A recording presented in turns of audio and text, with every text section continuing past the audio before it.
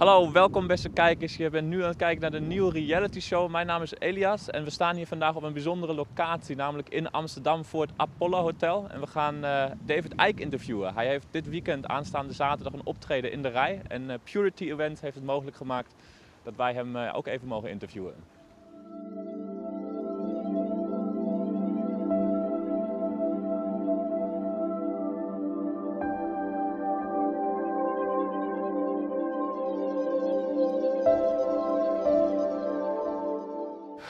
Okay, David. Welcome. Thanks to have you here. It's very nice. You became world famous in the last years with your work. And my question is, what made you wake up?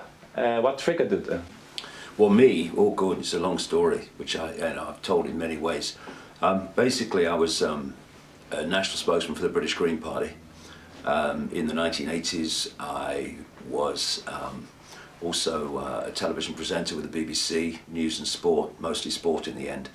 And I started having strange experiences through 1989 when I was doing those jobs, but when I was in a room alone, it felt like I wasn't alone.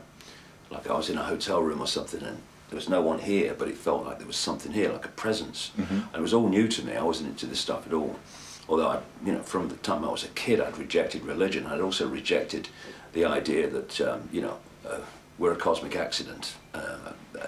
Somehow we miraculously come into life and then disappear, into nothingness, As someone rightly said about this reality, to say it came into existence by accident is like saying a hurricane blew through a scrapyard and assembled a 747. I mean, it's insane. So I've rejected all that stuff. But I hadn't really looked at the alternative. You're getting on with your life as you do. But something was in the room, there was a presence around me, got stronger and stronger. And eventually, long story short, I ended up going to a psychic to see if she'd pick up what was around me. And I got told that I was going to go out on a world stage and reveal great secrets. I was going to write all these books. I was going to be world famous. I would face enormous opposition, but they would always be there to protect me. And that knowledge would be put into my mind and I would be led to knowledge, and bingo, it happened. And it's now, I'm coming up towards 22 years since it happened, and I started on this journey, and it's all kind of happened. This is where the information has come from. I'll get insights, and then when I've got an insight, suddenly information relating to that subject or that insight comes at me from all angles, And it's been a process that's gone on and on. And you see, when you are dealing, up to a point, actually up to quite a point, you can research the conspiracy within 5 sense reality with names, dates, places, cross-referencing things, manipulated wars, manipulated terrorist events, manipulated banking systems and all that stuff. And that needs doing, and I've been doing it for 22 years and I continue to do it. We need to know all about that. But it's been very clear to me over the years that if you're an expert on 9/11, an expert on banking scams and all this stuff, you're still walking around the outer rim of the rabbit hole. You've not even entered it yet. And to get deep in the rabbit hole, a number of things are necessary. First of all, you have to be free from preconceived idea. Because if you have a preconceived religious belief or political belief or scientific belief, then you're going to go so far and you're going to go any further. Because once you get slightly into the rabbit hole, all those things start to fall apart. So thus, if you want to keep them, don't go any deeper. And lots of people do that. They won't go deeper because of the effect on their belief system. And there's another part of this, which is that people who can open their minds to these deeper, more, if you like, on the face of it, but not really, bizarre concepts. They might open their minds to think, hey, this makes sense. This looks like this is what's going on. But then they have the barrier of the fear of what other people think to get through. And thus they'll suppress what they put out because they're thinking, well, it's so far out, what will people think? People will laugh at me. I couldn't give a damn if people laugh at me. It's of no interest to me. And when I look at my life, and I think, a lot of people, indeed, even most people, if they look at their lives, they'll see that far from being a series of random events, They are a series of events that connect with each other and lead somewhere. Now, where they lead depends whether we're going to come from an aspect of the head, mind, which is going to stop you going into places where your intuition is driving you.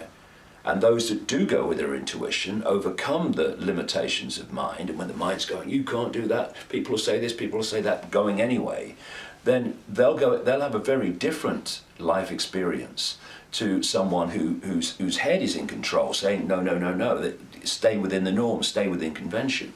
But either way, there are a series of synchronistic events or connected events which are leading you in a certain direction. So when I look at my life from this point of view, I went through enormous, fantastic, possibly unprecedented levels of ridicule in Britain in the early 1990s, because I was a television presenter and a national spokesman of the Green Party. I obviously was well known in Britain, and thus when I came out with some of this stuff, it was widely reported, and Icke's a nutter. And one of two things happens when you're faced with that. You either go under, or you run away and hide, or you say, I am me, I am free. This is me, and if you don't like it, we'll laugh or do the other thing. It doesn't matter to me. And I chose the latter. And see, when you go with your intuition, it was all intuition. I feel to do this, I must do this, crazy as it may have seemed to this. When you go into your intuition, you're accessing your feelings. What do? We say, I feel. We don't say, I feel. We say, I'm thinking. We go, I feel. And here we connect to much higher levels of awareness that can see the journey from source to sea, whereas this can see the next turn on the river. So I'm experiencing that mass, incessant, merciless ridicule in the early 1990s. And I'm going, what's going on? What's going on? Although this was going, it's going to be fine, but this is going, what's going on? And then further down the symbolic river, the journey, just round the corner, I'm going to be asked to talk about shape-shifting reptilian entities and the fact the moon's not what it seems to be. Now, I mean, if you're not cleared out here through that mass ridicule of the fear or concern with what other people think, no way round that corner you're going to start talking about that. Because people said to me, didn't you think that people would laugh when you said, do you know, I did, but I did it anyway? Yeah. As if I thought, oh no, no one's going to, of course they're going to bloody laugh. They're in these tiny boxes the size of a pea.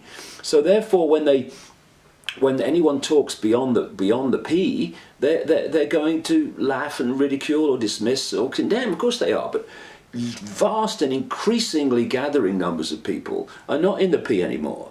They're out of it. The pea has been burst. The bubble's been burst, and they're starting to look at self in the world in a much more expanded way, which is fantastic. I mean, it's just such a joy to watch it. So once I've come through that ridicule in a completely different state of being, no longer do I care what other people think. Then this synchronistic journey unfolded of coming across people, places, information, personal experiences, which were like some force giving me pieces in a jigsaw puzzle. Actually, almost in the right order to most quickly see where they went. And over the last 22 years, an extraordinary tapestry of information has come together that shows very clearly the world we thought we lived in is not the one we're actually living in. So you get all this information in a kind of mysterious way also. You get some guidance. You wrote books, gave many seminars, and gave interviews. So the people on planet Earth get through your work a little bit better idea how the power structures are functioning. And do you see that these power structures of the Illuminati are breaking down at the moment? Well, I think what's happening now in terms of public perception, and it's one of the reasons that so many people around the world are looking at my work now, either for the first time or in a new light, is because I said years and years ago, there's going to come a point where this covert manipulation is going to break the surface. It has to, because if you're covertly manipulating to bring about a massive structural change in human society based on fierce global centralization of power, then there's a point where that has to break the surface where people can see it. We've been in that period now for a little while, and because every day now, if people just want to look at sources of information where this is being pointed out, or even if they just open their minds and look at stuff even in the mainstream media, you can see this incessant destruction of basic human rights and freedoms and civil liberties.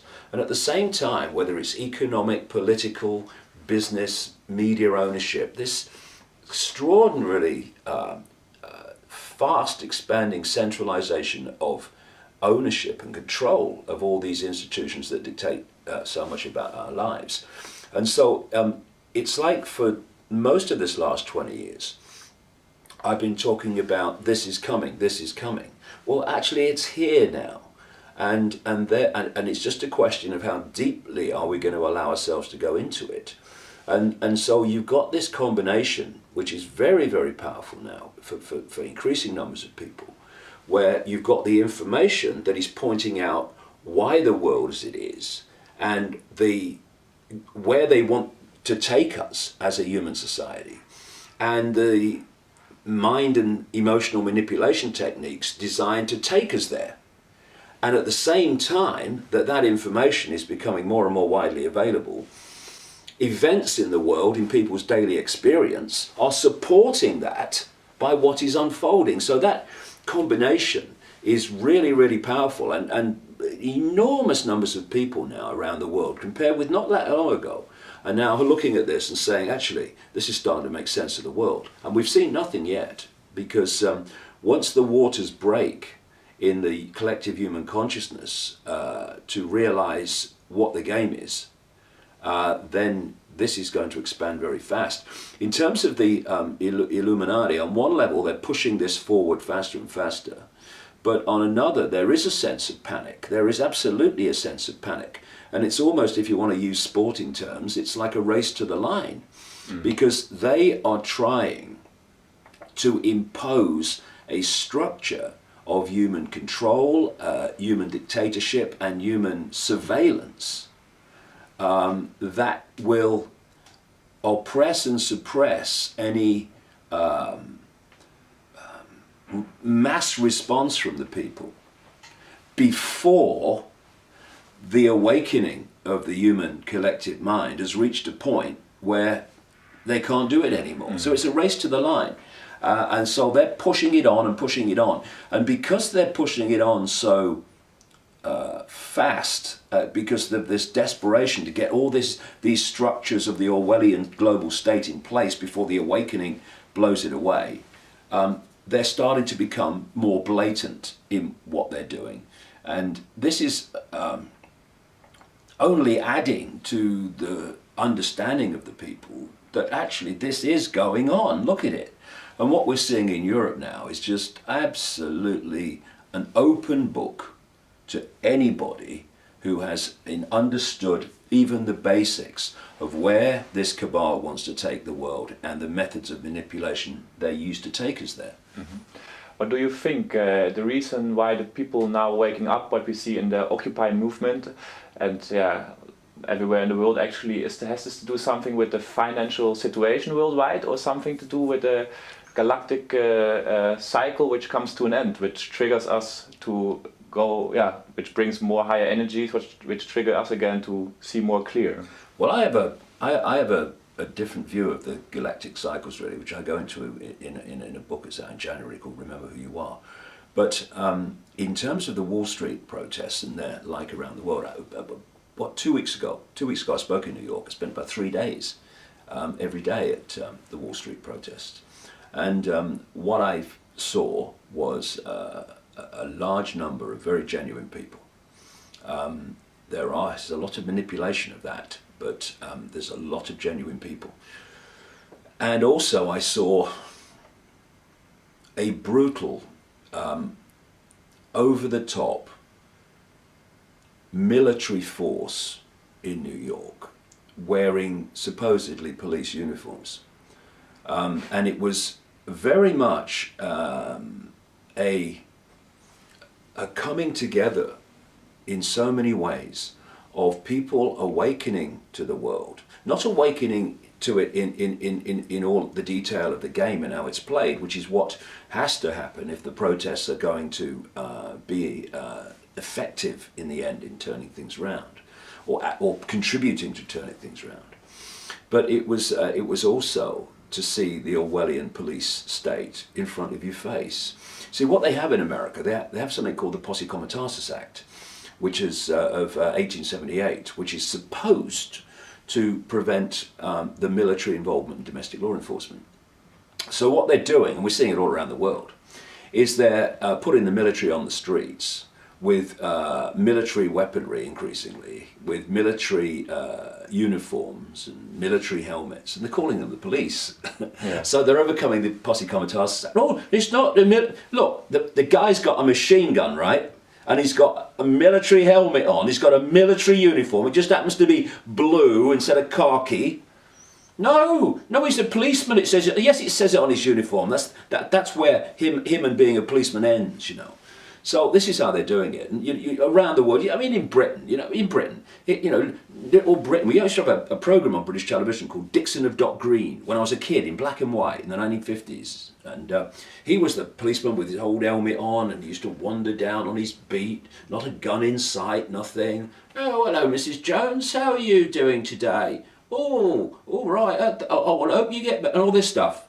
Now, increasingly British policemen, guns, batons, the frickin' lot, and they're looking more and more like American military police. That's what we should be calling them, all the time. So this is a global thing, and it's the unfolding, what I call the totalitarian tiptoe, in stages, moving it on, step, towards this global Orwellian police state, in which in the end there will be one police force, one global police force, one global military, one global government, one global financial system based on a global central bank, one global currency, which would be electronic, no cash, and a people that are microchipped at birth, so that from the moment people enter this reality at birth, they will be externally manipulated through the chip. This is where they want to take us. And the methods they are overwhelmingly using to take us there are the totalitarian tiptoe, doing it in steps, promoting every step as not connected to the previous step or the next step, when they fundamentally are. And then this other technique, the main one, that I dubbed a long time ago now, problem, reaction, solution, where you create the problem, you get the covertly, you blame someone else for the problem or something else for the problem. You then tell the people the version of the problem you want them to believe, i.e. the cover story lie, through an unquestioning mainstream media. And then you want the people to react with fear, with anguish, with do something. And then you offer then openly, with changes in legislation and society, the solutions to the problems you covertly created. Mm. And what we're seeing now in Europe, as we sit here speaking, is a massively blatant problem, reaction, solution, in which they are systematically crashing the European economies so that they can offer the solution, which is what Merkel and Sarkozy are, both front people for the bloody cabal to their fingertips, which is what they call, and this guy, Jose Barroso, the president of the Commission, never seen a ballot box in terms of Europe in his blooming life. And what's his name? Herman Van Rompuy, this unelected president, another one, you know, if he saw a ballot box, he'd ask someone what it was. And these people are pushing for, they're using the words now. They were frightened before, they didn't want to frighten the children. Oh no, it's not about centralisation of power, it's about just good for Europe. Now they're using the term that they've been after all along, deep integration.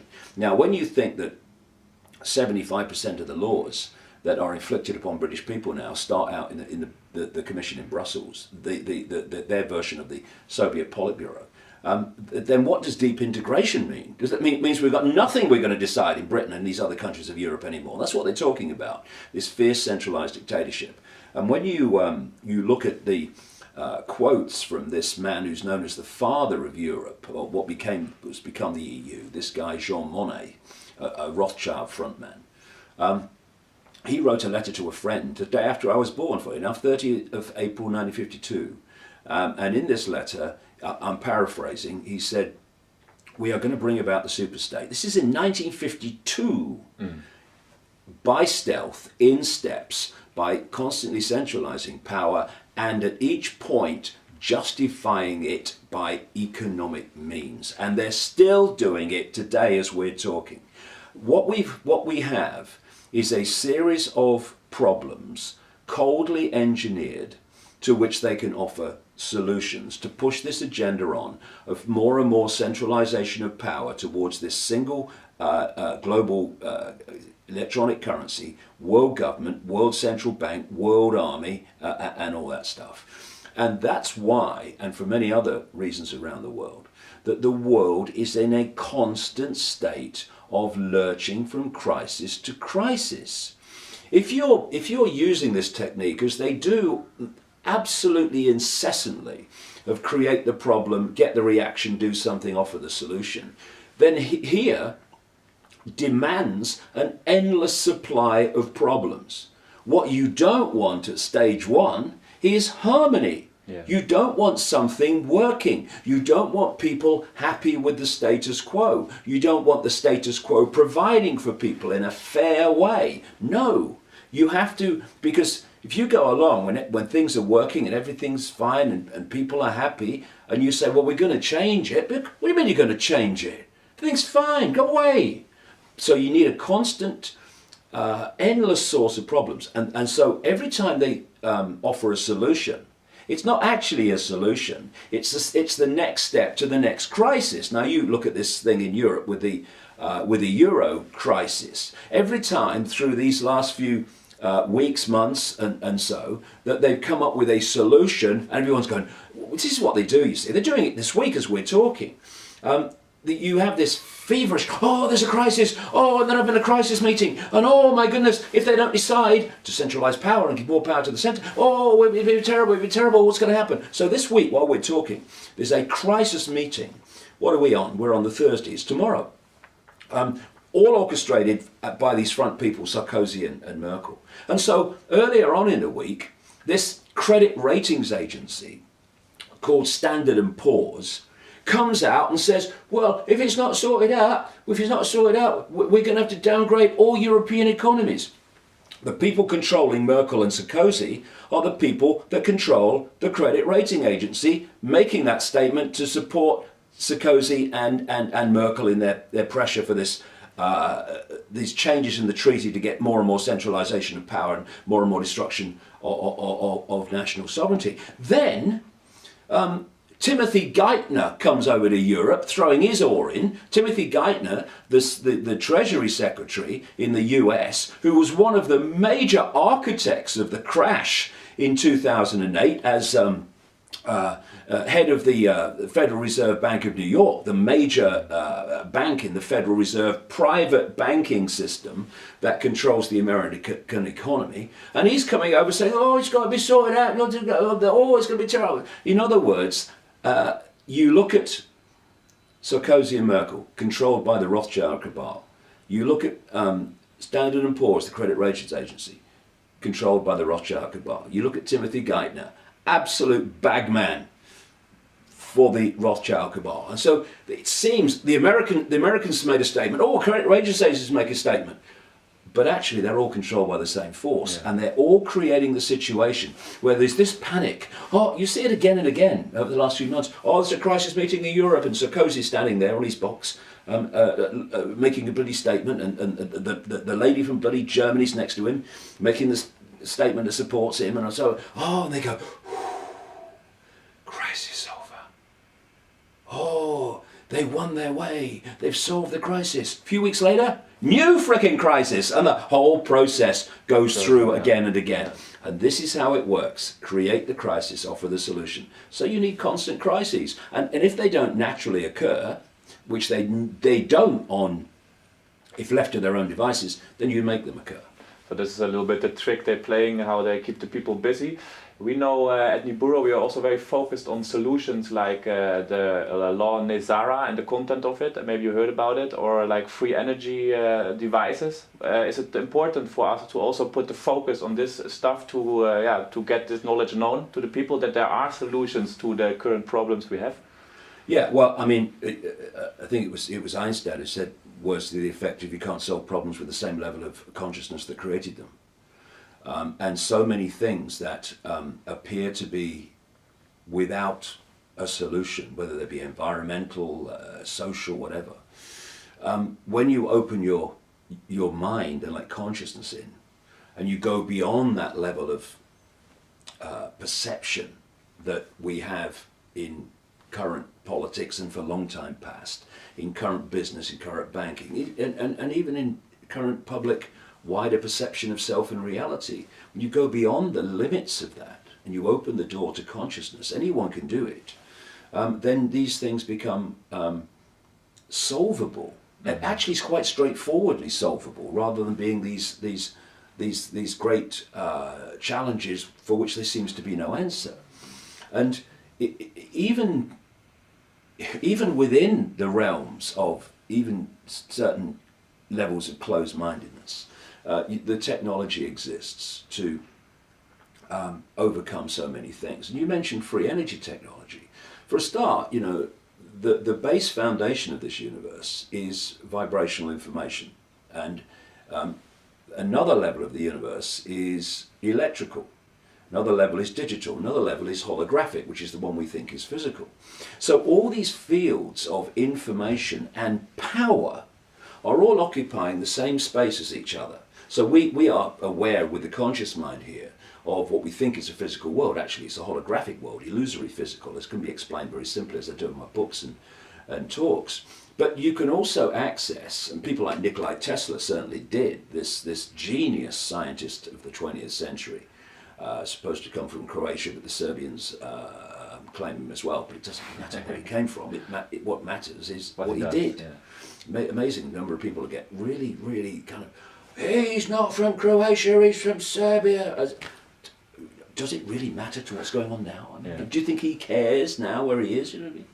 But anyway, he was accessing these electrical vibrational fields, and he was turning them into usable warmth and power. And of course, because he was the man that discovered DC electricity and how to access it, he was the man that really discovered the electric light, not Edison's mob. And he was the man that discovered all this stuff about radio waves and stuff, not Marconi. But a lot of people don't know this, that Tesla took Marconi to the Supreme Court in America and had him, basically charged, if you like, with stealing his patents on radio waves and all that stuff to go with him. And he won. He won. Because Marconi went to Tesla and said, oh, I'd like to work with you. I think you're ever so clever and all this stuff. And he worked with him and he pinched all the patents while he was working for him, right? So people say, yeah, radio, Marconi. No, Tesla. And Tesla, back in the early part, the first 50 years, I think he died in 1943, penniless in a New York hotel room. Tragic. Genius.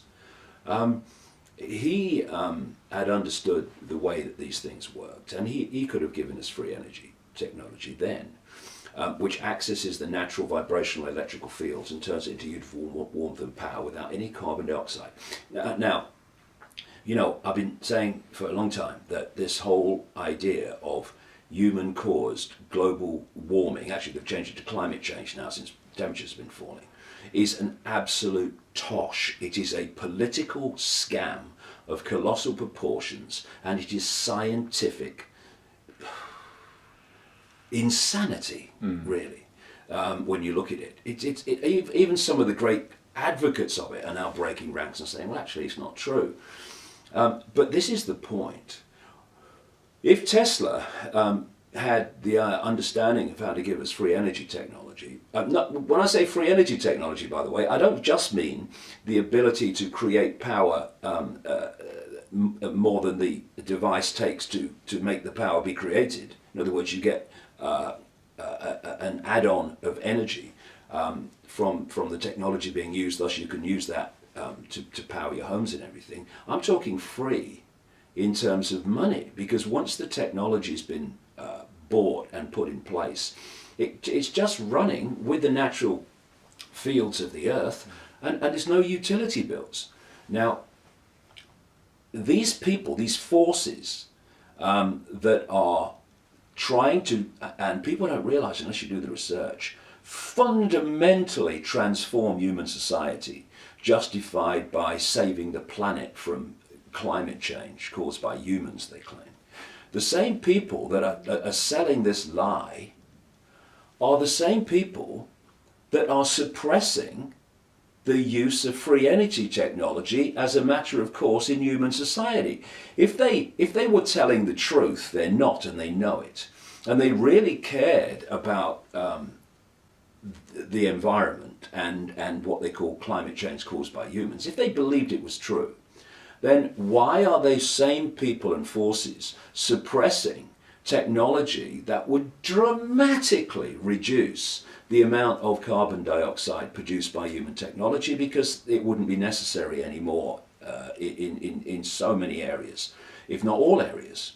It's because they're lying about climate change to justify a transformation of human society.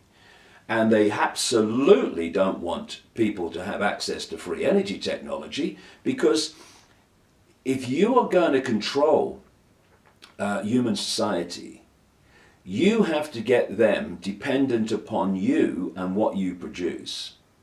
And you have to get them to have to pay the bills that you generate for them for these basics of life, so that you have control over the population. You remove utility bills, and suddenly people are starting to get choice, because once you have to earn a lot of money, or a lot of the percentage of your income, indeed all of it with so many people, just for the basics of life, well, they got you. You haven't got a lot of choice. You know, I'd like to do this, I'd like to, I haven't got the money, I've got to pay the utility bills, got to pay the mortgage, got to do this. So the more you squeeze the amount of money that people need for the basics, the more you release for them to have choice. And so that's the last thing they want is people not to have these massive energy bills to pay all the time, because you're releasing choice to the population, or more choice. That's the last thing they want. Yeah. It's a simple equation that scarcity equals dependency equals control, and abundance equals choice equals freedom. Now, what free energy would release in so many areas is abundance. Yeah, free society. Abundance. Whereas the suppression of it creates dependency. Dependency on what? The power companies owned by the same people that control the banks, that control the governments. Yeah, it's a very clear structure we can see here. Yeah, absolutely. Another solution for us at Niburo is the contact with benevolent ET races. You have been to Kreda Mutwa. I saw some videos where you also talked about this ET contact. What do you know about this, and do you know anything about ETs switching off nuclear weapons? No, I don't know about that in the sense of I didn't see them do it, but I've heard the stories.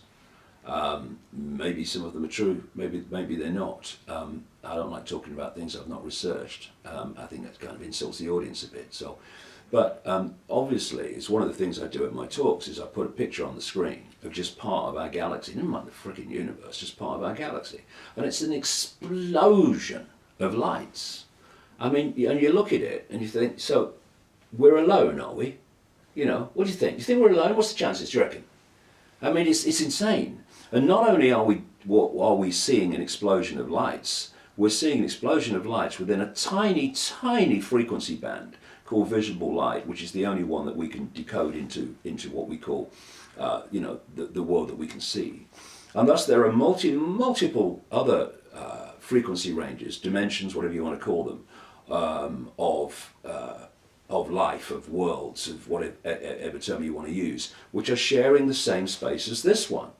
And not only are we dealing with what people call extraterrestrials that operate within visible light. We're talking about what I call interdimensionals, which can move in and out of visible light. And of course, when they enter visible light, which as the frequency range that we're decoding into this world, they appear out of nowhere. And then when they leave visible light, they, to the observer, disappear into nowhere. And again, if you don't look at how reality works, even in its basic form, and of course mainstream science is funded not to do that, then things like, oh, I saw this extraterrestrial, it appeared out of nowhere. I saw this UFO and it just disappeared in front of my eyes. If you don't realise that what I've just described, you go, God, he's been on the pop again. You know, are you taking them pills again? Because this is an important point, this.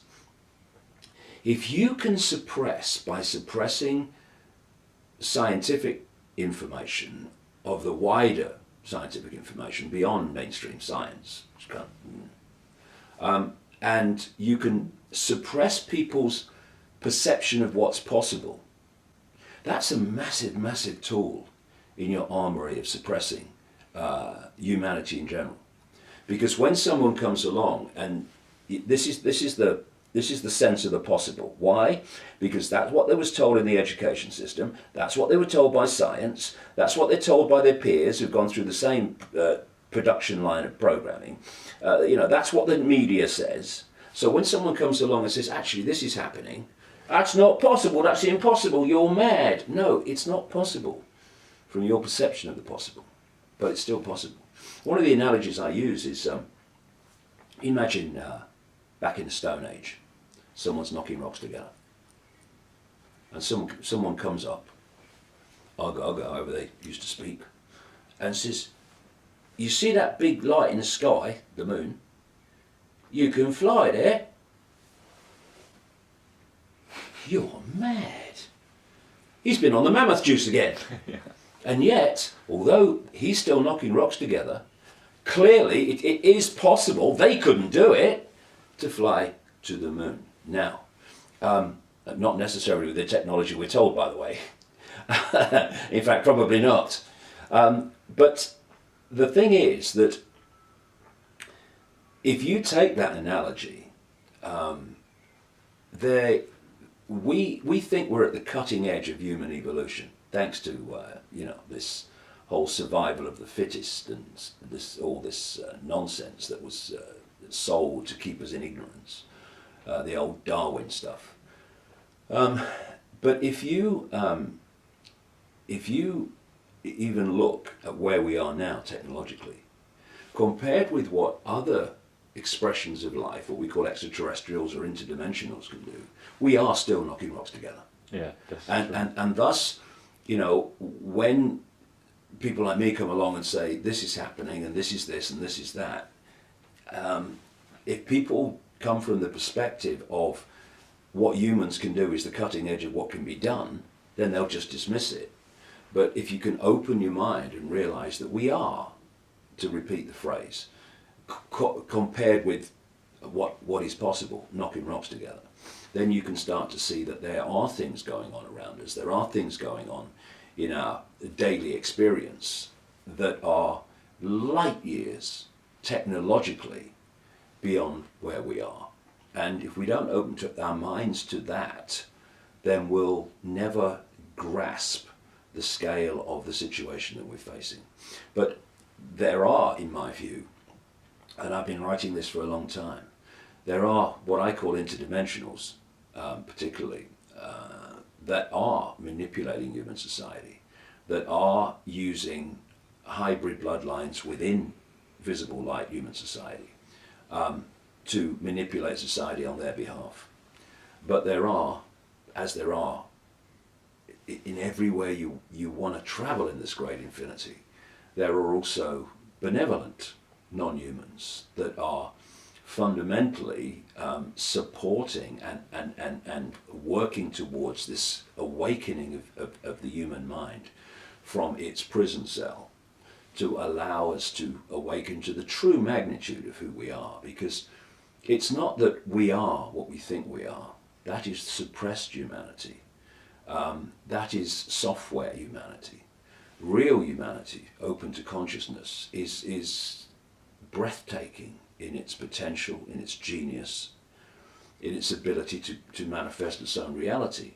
And so, you know, when I look back to when this started for me nearly 22 years ago, and what the psychic told me was all those things I mentioned earlier, and they've happened.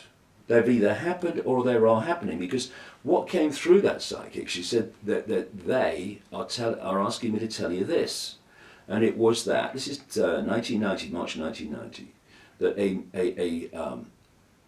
a great awakening is coming. Basically, humanity is going to awaken from its, in effect, comatose state, like it's been in a hypnotic trance.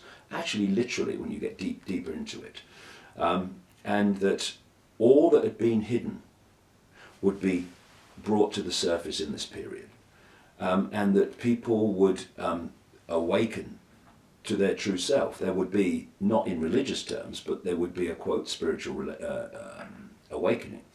Now, when you look over this period of 22 years, and you look now, I mean, I remember not a terrific number of years ago, when it was like banging your head against that wall, but not anymore. Instead of a few coming, they're coming their thousands all over the world. I'm now in Amsterdam as we speak, and it's at the end of what you might call a world tour. It sounds grand, but I guess that's what it is, really, a speaking tour, which has taken me to America twice, to Germany, to Rome, to Sweden, to Denmark, all over Australia, about 6 events, New Zealand, back to America in Cleveland and New York, then to into Europe with Croatia and Zagreb last week, and now here this week. And everywhere you go, boom, minds are flying open, and it's an exponential curve. So while we're having all this stuff thrown at us, something else is going on as well. And so what I'm saying here is that what I was told 22 years ago was it's happening. It's demonstrably happening all over the world. And then you look at the other angle that I was told. And again, as with the awakening 22 years ago when I was told this, there was no sign of it, really, at all. The other thing was that what had been hidden would come to the surface. This energetic change. It was a vibrational change. I gave it the name Truth Vibrations for this reason. First book I ever wrote on this stuff 21 years ago. It's called The Truth Vibrations, after this vibrational change I was told about. And that it was going to bring to the surface all that had been hidden. Now, if we'd have been having this conversation 20 years ago, what would we have known? If we're having this conversation 10 years ago, what would we have known? Look at what we know now we didn't know 6 months ago, a year ago, 2 years ago, 5 years ago. It's happening. These things are happening. So, in terms of the question about ETs or non-human intelligence, then who were they that contacted me 22 years ago and said, you're going to go out and do this, and it was all planned before you came here, they said. It's all planned before you incarnated, was the line. So all you got to do is follow the clues. That's what I was told 22 years ago. That's all I've done. I described it earlier about, the synchronicity. Just follow the clues. And it has to be done that way, because there comes a point where you go so far out of this reality and the norms of this reality that you're going into areas where if it doesn't come that way, you ain't going to get it. Because that information doesn't really exist within visible light. You've got to get it beyond visible light. And through this whole period, they have been clearly feeding me information and guiding me through the maze, so that I don't keep going down channels in the maze that have a big edge on the end, and turn around and come back.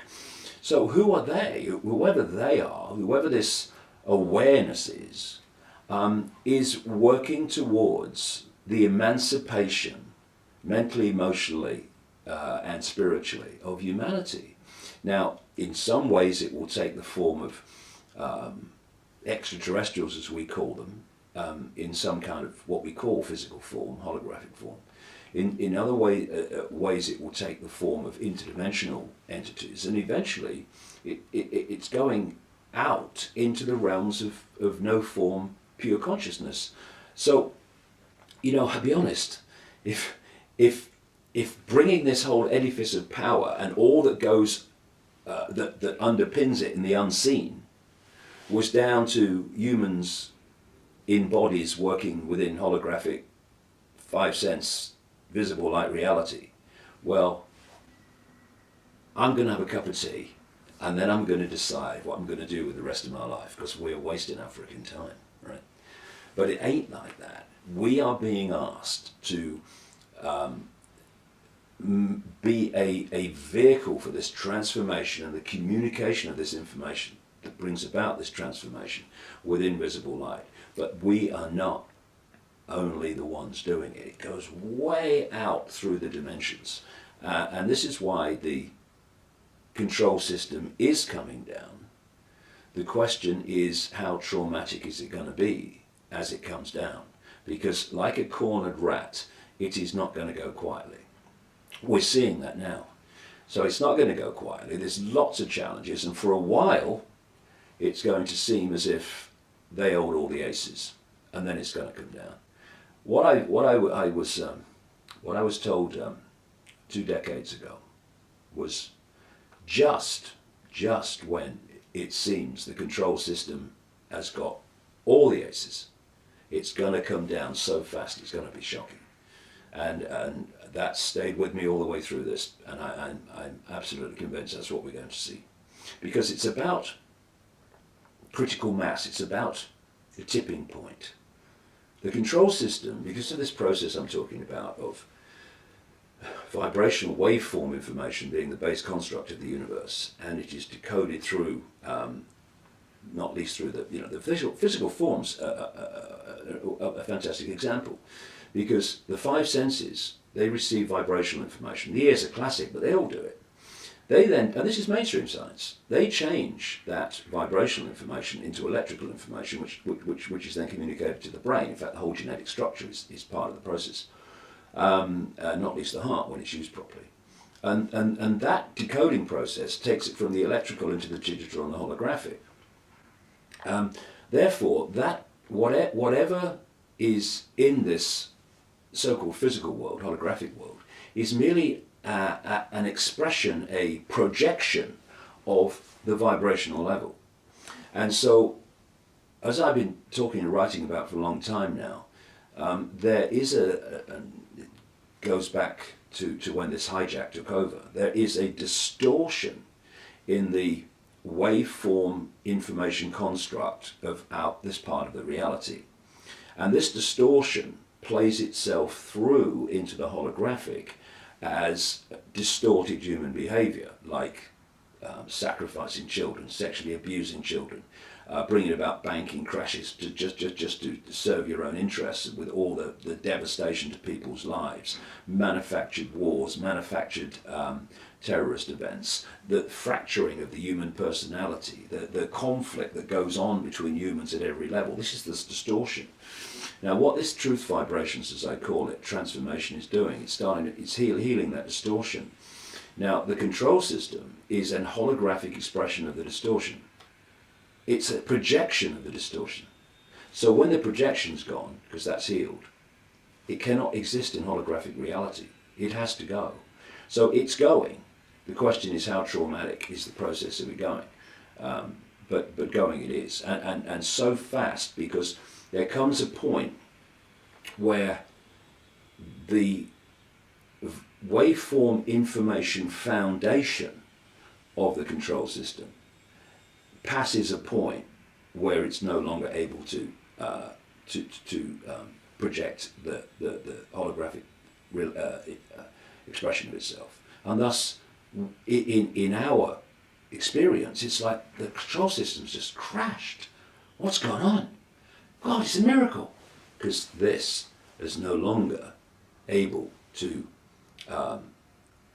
continue to project a holographic expression of itself, because the information construct, which becomes that, is no longer in the information state that projects that. And so it comes down. Everything that's going on in this so-called physical world is an expression of the vibrational information construct, the waveform. And this is another example of why, if you get the waveform right, you get the physical right, the holographic right. And this is why so many alternative methods of healing people are increasingly focusing on the waveform, vibrational level of the body. Because if you get that right and you balance that out, as it projects itself holographically to become this, it is an expression of information, vibrational waveform harmony, and that's what we call health. Yes. When there are distortions in the vibrational field, it comes through to the holographic as dis-ease, disharmony, some form of mental, emotional, or what we perceive to be physical dis-ease or illness. And you see what the control system does, because it understands these things. It gets its institutions of medicine and science to focus on the physical as if it's real, as if it stands in and of itself. It doesn't. It's just a holographic projection of the waveform. And thus, if you look at mainstream medicine, I call it Stone Age medicine, I don't think it's a bad description, they are focusing on the frickin' hologram in its what they perceive to be its physical state. And thus, they are trying to treat the symptom without treating the cause. Yeah, that's true. We know that in the books of the University for Medicine until 1940, there were like pictures from the human aura. Yeah. And after the 1940, they put it out. A lot of people don't know this. One of the great architects of this Stone Age medicine that sees a scalpel or a drug as the answer to everything was J.D. Rockefeller. Okay, yeah. You know, and what Rockefeller did, of course, the oil tycoon was funded by the Rothschilds. The things like the Rockefellers and J.P. Morgan and Carnegie and all these people, they were just funded by the real masters behind the scenes, the House of Rothschild. But J.D. Rockefeller, he hijacked what you might call the healing medical profession at the time. He made sure that things like homeopathic healing was taken out of the medical schools. He used it himself, actually. He died at the age of 90 with his personal homeopathic guy sitting at his bedside. True. Yeah. You see how old these people are?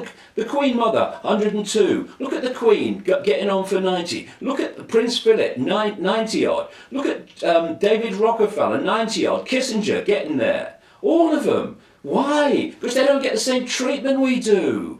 I mean, please. Because they just want to keep it from us. And the thing about the Rockefellers is an important kind of area, one of the great scams that they use in terms of so many things, not just medicine. And they bring it into alternative healing now because they want to hijack that. And that's the license. This is what Rockefeller did. This is how he took over the medical profession. He got a situation where to be a doctor or to operate in this area or that area, you need a license. To get the license, you have to do whatever you're doing in line with what the licensee says you must do it, or you lose your license. Actually, you have to go to some kind of brainwash program. Yeah. This is why when doctors step out of their little box of what they can do to try and help a patient, they step out of it, they lose their license to practice. And so when you've got someone, I mean, I know all this from personal experience, observation, and people I know that work in this whole area, that even though doctors, some anyway, have seen that alternative methods can cure cancer, even advanced cancer, in a way that it just melts away virtually before your eyes, they cannot officially tell their patients to go and try it. They have to say you've got chemotherapy, surgery, or radiation, usually all bloody three these days. And they're not doctors. They're not healers. who are looking for what's best for their patient. They're nothing more than people, you know, they're like terminals on a computer program, just spewing out the same parroted information that's dictated from the center. This is why so many people in recent decades, vast numbers of people, are rejecting so-called mainstream medicine and going for alternatives. You know, I mean, and you know, I've seen people cured of late advanced cancers by alternative methods. And you look, and then I see in the paper, so-and-so's got cancer, some famous person, or maybe it's just you know, a person who's not famous, and they've got cancer. And you think, you know, this could help you, but they're not getting access to that knowledge. And even if you try to tell them, they're so welded to doctor knows best that they'll go to their grave when they don't need to, following these ignorant people who know what? They know about the body, they think, and how it works. Thanks to what? Thanks to medical schools. Medical schools that have told them how the body works. Medical schools funded, influenced, and manipulated by the pharmaceutical cartel that has a massive financial interest, though it's more than financial, why this is done, in the scalpel and the drug. You know, I mean, okay, we'll sell them more chemotherapy and all this stuff, and it kills them. But it doesn't matter, because someone will be along in a minute with the same disease and we'll do it the same again. Yeah. You know, it's a tragedy. And, you know, when you think about the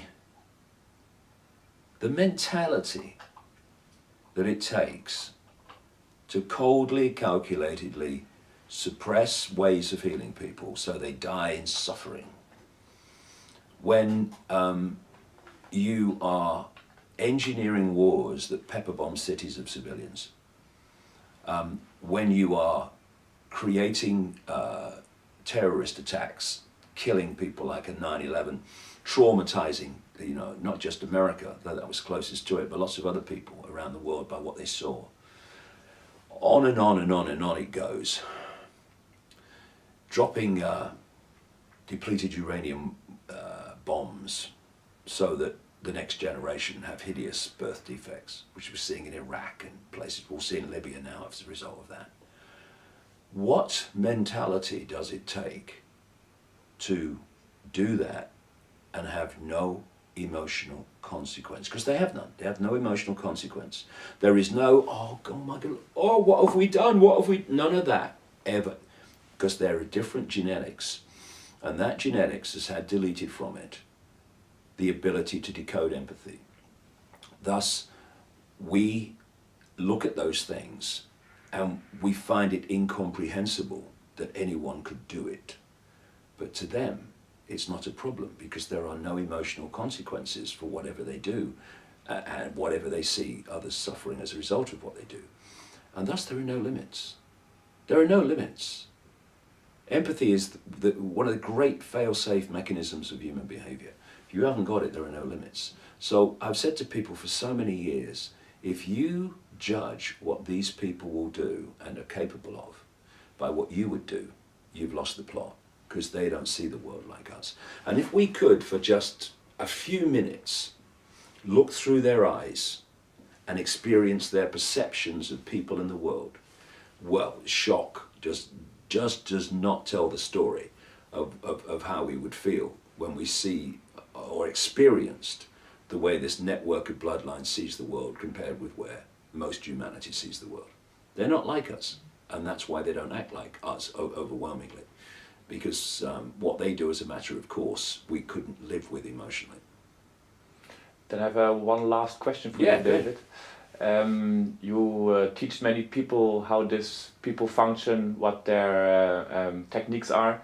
So a lot of people worldwide know now already how it functions, and they're kind of waiting. What can we do now? What can we do next? What is your advice for the people who are awake already? What is the powerful thing we can do now to become stronger and change this planet finally? Well, if they're awake already, they already know. because this is the point. Becoming awakened is to start saying, what can I do about it? And then finding the answer within yourself. Intent is a very powerful changer of experience and manifester of reality. Some people call it the will. And if you put out the intent and you mean it, it's just, I'd like to do it, I think, intent. I want to make the contribution to the awakening and the bringing down of this control system, the best one that I can make. And you mean it. And from that moment, you're willing to go with life as it pushes you in different directions to achieve that intent. Then life will put you in the right place to make your contribution, because we all have a unique contribution. If everyone's contribution was standing on a stage or writing books, then lots of other things that need doing wouldn't be being done. We're a tapestry, and so we all got our contribution. So some do it in the public arena, some do it outside the public arena. Either way, it doesn't bloody matter as long as we're making our unique contribution. But in the widest theme, when you have a network of people, that is a tiny infinitesimal fraction of the target population. We've passed 7 billion now, so they say. Then I think I see a way out of this. You can only control a massive population compared with you if a number of things happen. First of all, you have to incessantly centralize decision making, because the more you centralize decision making, the more power the few are having over the lives of the many. So this is why we've got this incessant centralization of power in Europe and in what we call globalization and all this stuff. This is why they want a world government, world central bank, world army, etc. It's because they need to centralize power on a global level to have power from that point in the hands of the few over the whole population. Thus, anything that is promoted as a solution to world problems, as more and more centralization of power, that's the cabal at work. Because anyone with a brain, anyone wants human freedom, they see that it's not more and more power at the center you want. That's how we got into this mess. Oh look, the euro's in trouble because of centralization of power. What shall we do? We'll centralize it some more. Yeah, okay, yeah. People buy this crap. We need to pull power from the center. So there's so many points of decision making where people in their own communities actually have a say in what happens in their own communities. I mean, they bloody live there, for goodness sake. And the more you pull decision making away from communities, away from you making decisions away from the people who are subject to those decisions, you have no consequence for your decisions, because you don't have to live with them, these do. The more you diversify and you get decision making from the center, the more the people making decisions are affected by those decisions. You tend to get better decisions. And instead of being some dark suit in bloody Brussels that you never meet and can't get close to, the guy lives in the next street. I mean, okay, what's going on, mate? What are you doing? This is where we need to go, away from the center and not further towards the center. But the other point about all this is that because you're talking about a very, very few compared with the target population, they have to divide and rule the target population. So that we are so fighting with each other that we don't realize that the strings attached to all of us are being held by the same hands. So a key thing, if we want to use this immense power we have of numbers, then we need to put these fault lines aside. I don't care. I'm not into religion at all, in any way, shape, or form. But if somebody wants to follow a religion, be my guest, so long as you don't impose it on anyone else. That's fine. I have no problem. Do what you like. You're this color. You're that. It's just a vehicle to experience reality. It doesn't matter what color it is. Because sky blue, bloody pink. I mean, so what? It doesn't matter. It's a vehicle. If you had two spacemen on the moon arguing about the fact that one's superior to the other, because he's got a different coloured spacesuit and it was made in a different bloody corporation or something. I mean, you know, you go, Houston, we've got a problem. These two idiots are arguing about this. This is what racism is. Racism is the ultimate ignorance of reality and the nature of, you know, infinite life. So we put down the racist bloody thing. We put down the religious fault line, the racist fault line, the culture fault line, the income bracket fault line. And we realise that this is not a conspiracy to enslave Muslim people or Jewish people or Dutch people, but to enslave all of us. So we've got to start coming together. Because if we don't, we can have a great conversation in our symbolic and literal prison cell when this is all through, they get what they want, and we can sit there for the rest of our lives having arguments in the prison cell about who's got the best religion and which race is superior to another one. Yeah, we can do it forever, sitting there. I mean, do we want that? No. So let's put the fault lines down now and come together, for goodness sake, into adulthood. It's because we've been children that we got into this mess. And the other thing about coming together and numbers is the system of control can only control the target population, so vast, with the acquiescence of the target population. Thus, we stop cooperating with our own enslavement. You know, I've said this time and time again. Someone comes out of the White House or Downing Street and says, we've had a discussion and this is what's going to happen. If enough of the population say we ain't doing it, they have no power. No, honestly, I said it's going to happen. We ain't doing it. Oh, what do we do now? Nothing we can do, mate. I should go back in the house. Right? Because they can't do it if enough of us won't acquiesce with it. And that's what we need. They're not really frightened about protests. They're not frightened about protests at all, really. I mean, Occupy protests are different because they're starting to move into this area of non-compliance, non-cooperation, which is a good thing. It needs to go further, but it starts to move there beyond a protest where you turn up. Yeah, I understand. You know, you're expressing yourself. You know, often these protests are to cry for help. You know, what can we do? But if you just protest and then you go home and business as usual, nothing changes. You know, we've had protests, 500,000 and more in London over the invasion of Iraq. They invaded Iraq, and massive student protests over this appalling increase in tuition fees that are just there to get young people in debt for the rest of their life to the banks, so they pay for their own programming, ironically. Thousands of people protested in London about that. They increased the fees anyway. So protest in and of itself is not going to change anything. Non-cooperation is what's going to change things. And the other thing that we need to start looking at, and those people themselves need to start looking at, are those that work within the system but aren't architects of the system. People in uniform. See, when there's so few of you and the target population is so large, you have to recruit from the target population to run your system. This is where the people in uniform come from overwhelmingly. This is where the dark suit administrators come from overwhelmingly. Not on the level of Barroso. He knows exactly what he's doing, you know. I mean, Barroso, don't start me off. So if we don't cooperate, not even everybody, not even half the human population, but a significant, vast number refuse to cooperate, the system can't cope. It cannot function. And if people start to break away from the dark suit professions and the uniform professions, or at least if they stay within them, refuse to impose Orwellian laws upon the people. It's happening. One or two police here and there in America, they're saying to people, to the authorities, we're not doing that. It's not necessary to treat people like this. So there are some people like that.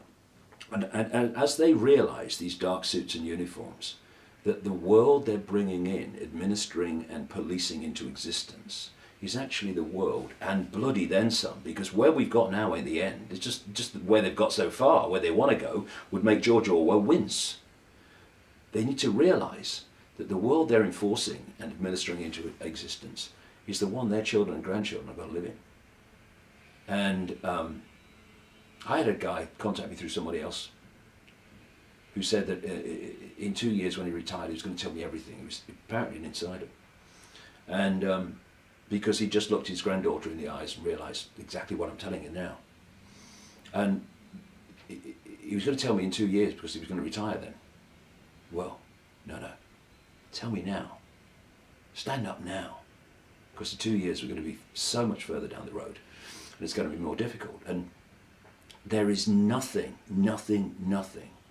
more important in anyone's life, I don't care what it is, than addressing what I'm talking about. Because if everything comes from this, not just the freedom and the suppression and the Orwellian nightmare that our children and grandchildren will have to live in, but what people of a reasonable age are living in. Living in. Question is, if you're in your 40s and your 50s, or even me coming up to 60, if we live a reasonable life, I ain't tending to go, too much to do. We are going to live in this thing. We are going to be subject to this suppression beyond anything even we're experiencing now. So if people don't want to look their children and grandchildren in the eye, because I won't be there then, they want to be selfish like that. Well, be selfish and look yourself in the mirror and realize that you're going to be subjected to this if you live another 10 years. We need to come together because if we don't, we'll be divided and ruled into this nightmare situation. Not that the control system won't come down eventually, but the less we do about it, the more traumatic is going to be the world we live in before it comes down, and more traumatic the whole process of it coming down is going to be.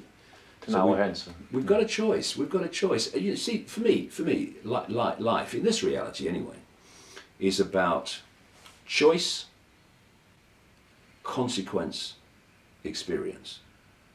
So we can make a choice to do nothing. Consequence, nightmare, global state.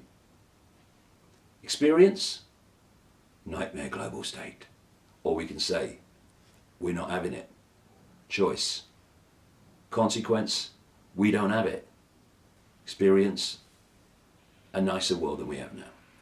It's all about choice and consequence. They talk about truth and consequence, choice and consequence. And self-responsibility. That's what life's about. Yeah. Okay, thank you, David. Yeah, nice to meet you. Yeah. Pleasure to meet you. Thank you.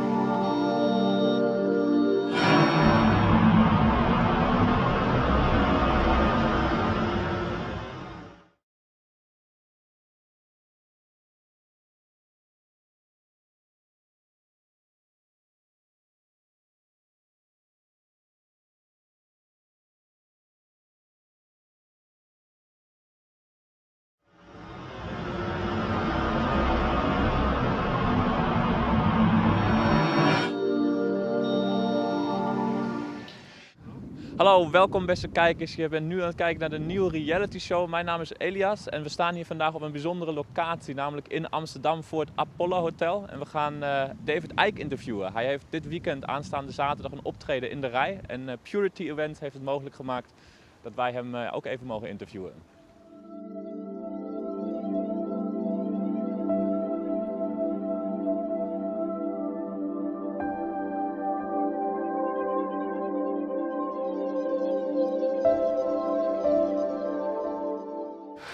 Okay, David. Welcome. Thanks to have you here. It's very nice. You became world famous in the last years with your work. And my question is, what made you wake up? What triggered it? Well, good. It's a long story, which I've told in many ways. Basically, I was a national spokesman for the British Green Party. In the 1980s, I was also a television presenter with the BBC, news and sport, mostly sport in the end. And I started having strange experiences through 1989 when I was doing those jobs, but when I was in a room alone, it felt like I wasn't alone. Like I was in a hotel room or something and there was no one here, but it felt like there was something here, like a presence. Mm-hmm. And it was all new to me. I wasn't into this stuff at all. Although, from the time I was a kid, I'd rejected religion. I'd also rejected the idea that, we're a cosmic accident. Somehow we miraculously come into life and then disappear, into nothingness, As someone rightly said about this reality, to say it came into existence by accident is like saying a hurricane blew through a scrapyard and assembled a 747. I mean, it's insane. So I've rejected all that stuff. But I hadn't really looked at the alternative. You're getting on with your life as you do. But this something was in the room, there was a presence around me, got stronger and stronger, and eventually, long story short, I ended up going to a psychic to see if she'd pick up what was around me. And I got told that I was going to go out on a world stage and reveal great secrets. I was going to write all these books. I was going to be world famous. I would face enormous opposition, but they would always be there to protect me. And that knowledge would be put into my mind and I would be led to knowledge. And bingo, it happened. And it's now, I'm coming up towards 22 years. But most of this last 20 years, I've been talking about this is coming, this is coming. Well, actually, it's here now. And it's just a question of how deeply are we going to allow ourselves to go into it. And so you've got this combination, which is very, very powerful now for increasing numbers of people, where you've got the information that is pointing out why the world as it is and where they want to take us as a human society, and the mind and emotional manipulation techniques designed to take us there.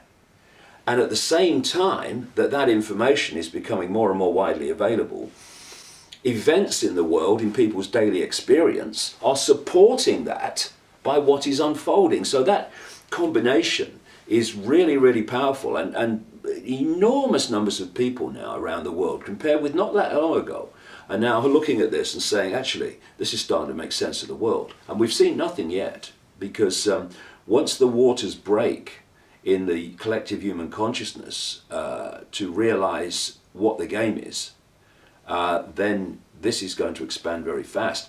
In terms of the Illuminati, on one level they're pushing this forward faster and faster, but on another there is a sense of panic. There is absolutely a sense of panic, and it's almost, if you want to use sporting terms, it's like a race to the line, because they are trying to impose a structure of human control, human dictatorship, and human surveillance that will oppress and suppress any mass response from the people before the awakening of the human collective mind has reached a point where they can't do it anymore. So it's a race to the line.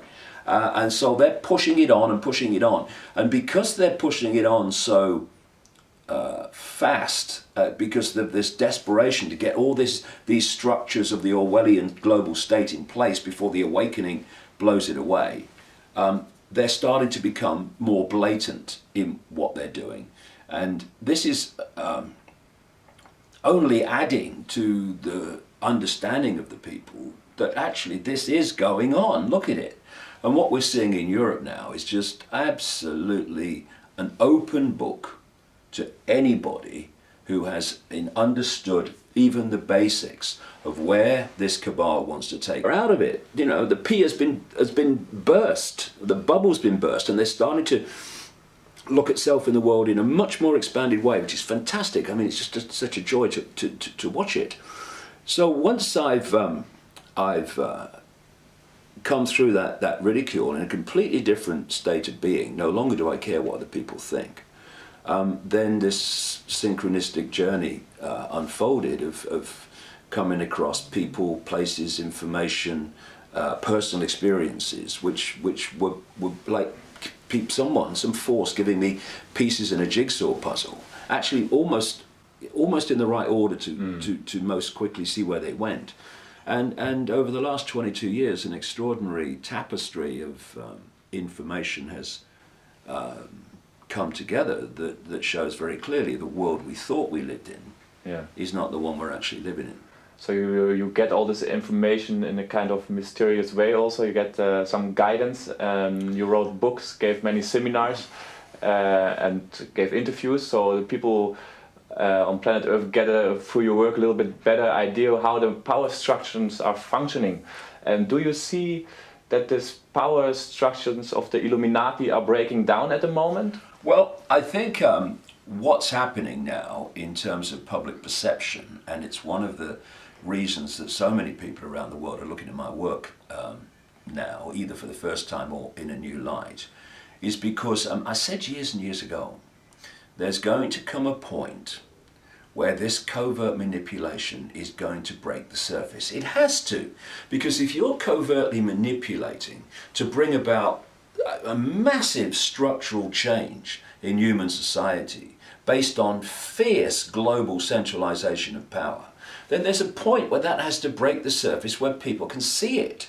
We've been in that period now for a little while, and because every day now, if people just want to look at sources of information where this is being pointed out, or even if they just open their minds and look at stuff even in the mainstream media, you can see this incessant destruction of basic human rights and freedoms and civil liberties.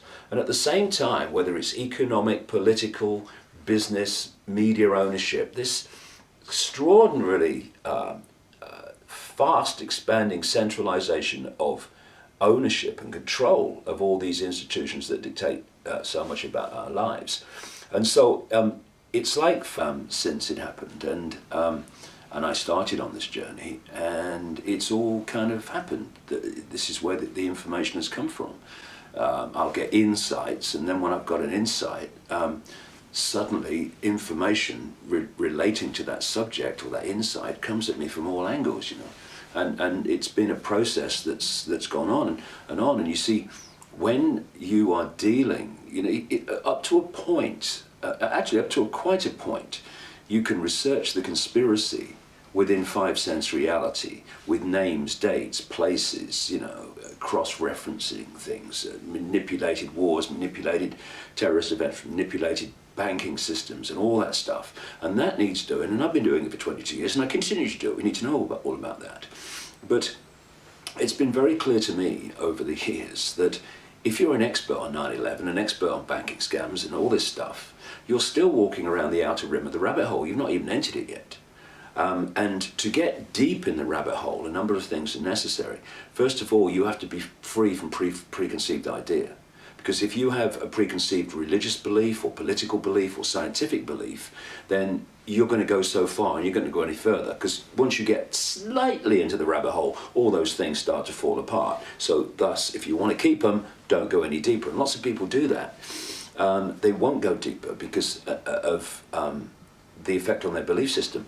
And there's another part of this, which is that people who can open their minds to these deeper, more, if you like, on the face of it, but not really, bizarre concepts, they might open their minds to think, hey, this makes sense, this looks like this is what's going on.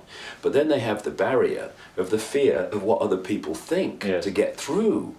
And thus they'll suppress what they put out because they're thinking, well, it's so far out, what will people think? People will laugh at me. You know, I couldn't give a damn if people laugh at me. It's of no interest to me. And when I look at my life, and I think, you know, a lot of people, indeed, even most people, if they look at their lives, they'll see that far from being a series of random events, they are a series of events that connect with each other and lead somewhere. Now, where they lead depends whether we're going to come from an aspect of the head, mind, which is going to stop you going into places where your intuition is driving you. And those that do go with their intuition overcome the limitations of mind, and when the mind's going, you can't do that, people will say this, people will say that, going anyway, then they'll have a very different life experience to someone whose head is in control, saying, no, stay within the norm, stay within convention. But either way, there are a series of synchronistic events or connected events which are leading you in a certain direction. So when I look at my life from this point of view, I went through enormous, fantastic, possibly unprecedented levels of ridicule in Britain in the early 1990s, because I was a television presenter and a national spokesman of the Green Party. I obviously was well known in Britain, and thus when I came out with some of this stuff, it was widely reported, and Icke's a nutter. And one of two things happens when you're faced with that. You either go under, or you run away and hide, or you say, I am me, I am free. This is me, and if you don't like it, we'll laugh or do the other thing. It doesn't matter to me. And I chose the latter. And you see, when you go with your intuition, it was all intuition. I feel to do this, I must do this, crazy as it may have seemed to this.